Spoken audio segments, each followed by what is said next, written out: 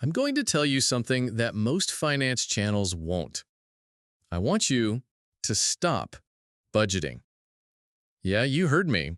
I want you to take that giant, intimidating spreadsheet, the one where every coffee you buy feels like a personal failure, and I want you to close it. Look, if you've ever tried to track every penny, every transaction, and failed after a week or two, I need you to hear this loud and clear. It is not your fault. The truth is, traditional budgeting is a fundamentally flawed system. It's like trying to build a house with a broken blueprint. It's designed to fail because it's designed to fight against the core programming of your brain.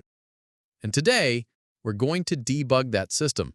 We're going to install a new one that works with your brain's natural tendencies. It's a psychologically sound method for people who hate budgeting, and it's called the anti-budget. All right, so to build a better system, we first have to understand why the old one is, frankly, garbage for most people. Your brain has a few hidden bugs or outdated script that make line item budgeting a living nightmare. Let's look at the top three. First, there's decision fatigue. You make hundreds of decisions every single day. What to wear, what to eat for lunch, whether to answer that email now or later. Your brain has a limited supply of willpower, like a battery. Traditional budgeting forces you to make dozens more decisions. Can I afford this? Should I buy this? Does this fit my entertainment category? By 3 p.m., your financial willpower is running on fumes, and that's when the Amazon Buy Now button starts looking like a soulmate. You're not weak, you're just out of decisions. Next up, we have loss aversion. Behavioral economists have shown us that the psychological pain of losing something is twice as powerful as the pleasure of gaining the exact same thing. And what is traditional budgeting? It's a giant festival of loss aversion. Every single line item is framed as a restriction. You're not saving $5, you're losing the ability to buy a latte. You're not sticking to your plan, you're losing the chance to go out with friends. Your brain hates this. It feels like you're constantly losing all month long. And finally, the big one, present bias. Let's be honest, your brain is basically a toddler. It wants the marshmallow now. We are biologically wired to value immediate rewards, that happy feeling from a new purchase today, far more than some abstract reward in the distant future, like a comfortable retirement. Budgeting is asking the toddler in your brain to choose the promise of a second marshmallow in 30 years over a real, delicious marshmallow sitting right in front of its face. It's a battle you are neurologically programmed to lose. So, if our brains are wired with these features, decision fatigue, loss aversion, and present bias, how do we stop fighting and start working with them? We flip the entire script. Instead of obsessing over every dollar you spend, the anti-budget focuses on just one thing: paying yourself first. The core principle is this simple: save and invest what's important, then spend the rest on whatever you want, completely guilt-free.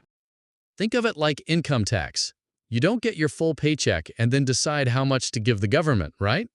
No, it's taken out before you even touch it. And because of that, you really don't miss it. You never truly felt like you had it in the first place. The anti-budget applies that exact same powerful psychological trick, but for your own wealth. Okay, theory is great, but let's get practical. How do you actually set this up? It's 3 simple steps. Step 1. Define your goals and pick your percentage. First, decide what paying yourself first actually means. This is your retirement fund, your stock market investments, your high-interest debt payoff, your savings for a house down payment. Add it all up. A great starting point is the 50-30-20 rule, where 20% of your income goes towards these future goals. But this is your rational wallet. Maybe you start with 10% or push for 25%. The number isn't as important as the act of choosing it. Step 2. Automate the flow. This is the magic step. This is where we defeat decision fatigue and present bias in one move. The day your paycheck hits your account, Set up automatic transfers. Money should automatically flow from your checking account into your 401k, into your IRA, into your investment account, into your savings. You're not relying on willpower, you're relying on a system. Make your wealth building invisible and effortless. Set it and forget it. Step 3. Embrace your freedom fund. Now, for the best part. Whatever is left in your checking account after those automatic savings have gone out, that's it. That is your spending money for the pay period. And we're not going to call it a budget. We're going to call it your freedom fund. Because that's what it is. It's your freedom to spend on anything you want. 100% guilt-free. Want that $5 coffee? Buy it. You already hit your savings goal. See a book you want? Get it. The important work is done. You've already won the financial game for the month on day 1. Now, let's just quickly connect the dots and see why this is so psychologically brilliant. Remember those brain bugs? It beats decision fatigue because you make one big decision, your savings percentage, instead of 100 small ones. It hacks loss aversion because you never feel the loss of your savings money. It's gone before you could get attached to it. And it leverages present bias by giving you an immediate, powerful reward, the guilt-free freedom to enjoy the money that's left over right now. You're not using brute force. You're using smart psychological design. So stop fighting your own psychology. Stop the self-shaming. Traditional budgeting treats your brain as the enemy to be disciplined. The anti-budget recognizes it for what it is and turns it into your most powerful ally. By automating your future and liberating your present, you're not just managing your money, you're building rational, sustainable wealth.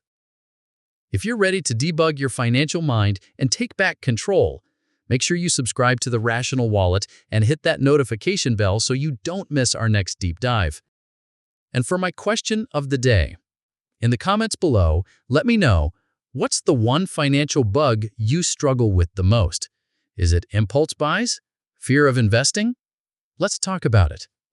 Thanks for watching, and remember, stay rational.